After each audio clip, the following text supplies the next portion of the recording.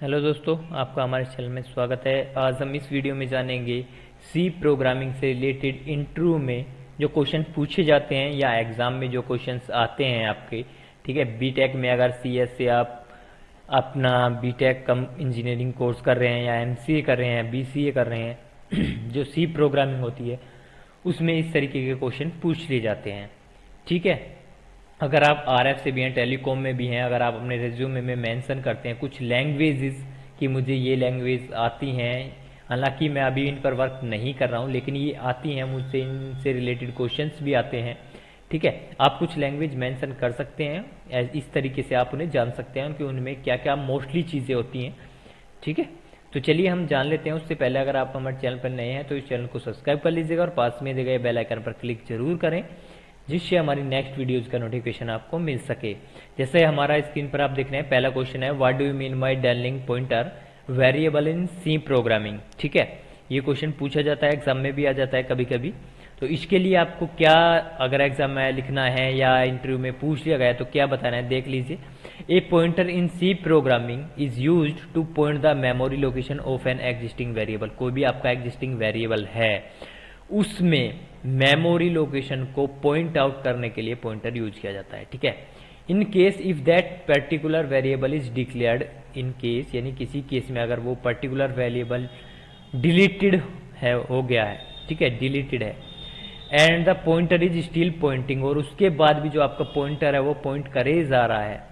ठीक है, जो हमारी सेम मेमोरी लोकेशन है उसको पॉइंट करे जा रहा है, तब क्या होगा, that particular pointer variable is called as dangling pointer variable. ठीक है, उस पर्टिकुलर पॉइंटर वेरिएबल को हम क्या कहेंगे, डेनलिंग पॉइंटर वेरिएबल। ठीक है, नेक्स्ट क्वेश्चन पे चलते हैं। What do you mean by the scope of the variable, what is the scope of the variable in C. ठीक है, स्कोप ऑफ वेरिएबल का मीनिंग क्या है और स्कोप ऑफ वेरिएबल्स अगर हम सी लैंग्वेज में बात करें तो क्या है।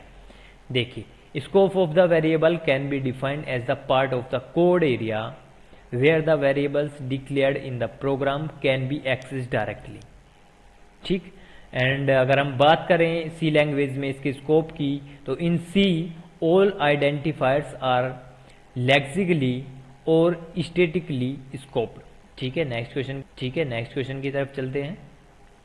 What are static variables and functions. हमारे स्टैटिक वेरिएबल्स क्या हैं और फंक्शंस क्या हैं, इस टाइप के ही क्वेश्चन पूछे जाते हैं एग्जाम में। ठीक, what are the static variables and functions, the variables and functions that are declared using the keyword static are considered as static variable and static function. ठीक है, and the variables declared using static keyword. ठीक है, the variables declared using static keyword will have their scope restricted to the function in which they are declared.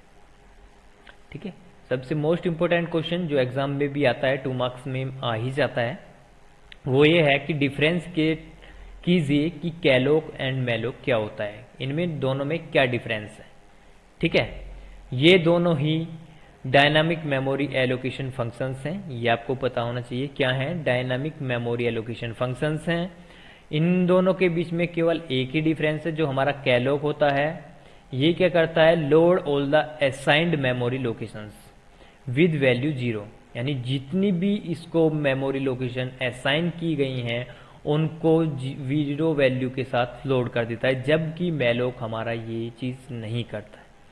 ठीक है, next question हमारा, what are the valid places where the programming can apply break control statement.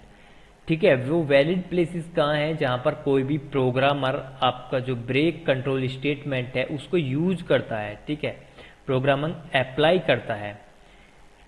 ठीक है, देखिए ये 2 जगह होता है, इनसाइड ए लूप और स्विच कंट्रोल स्टेटमेंट जो आपके होते हैं उनमें हमारा ब्रेक कंट्रोल स्टेटमेंट अप्लाई होता है।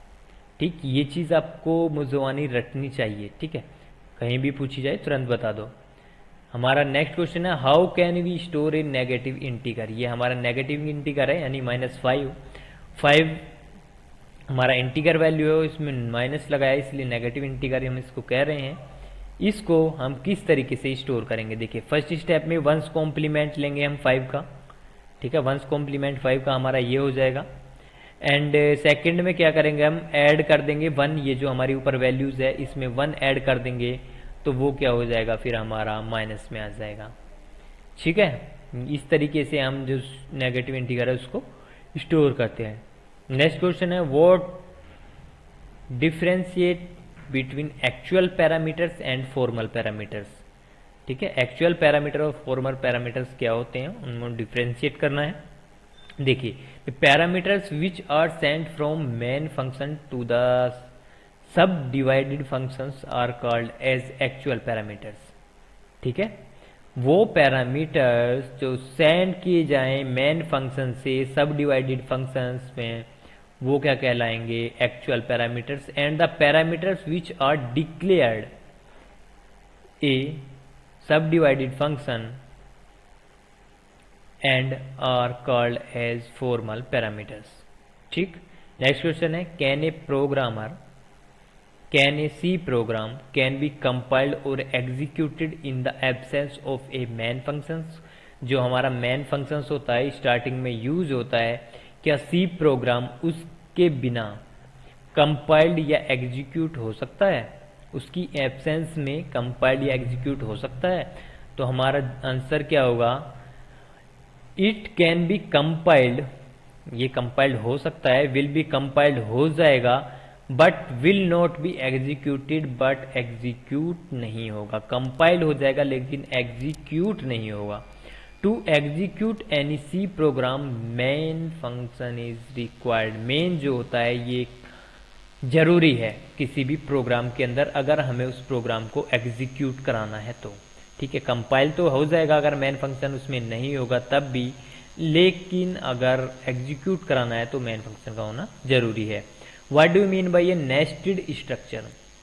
नेस्टेड स्ट्रक्चर शायद आपने पढ़ा होगा, नहीं पढ़ा है तो उसके लिए अगर पूछ लिया जाता है शॉर्ट क्वेश्चंस में, what do you mean bye ये नेस्टेड स्ट्रक्चर, तो when A data member of one structure is referred by the data member of another functions then the structure is called a nested structure।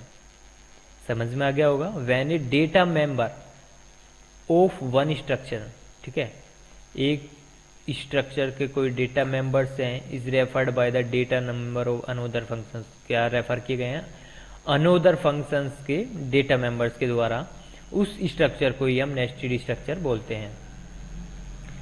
हमारा ये question है, what is a C token. C token क्या है, देखिए, keywords, constant, special symbols, strings, operators, identifiers, जो भी सी programming में ये यूज हो रहे हैं वही हमारे सी टोकन्स कहलाते हैं। ठीक है, अब मिलते हैं नेक्स्ट वीडियो में। इस वीडियो में इतना ही।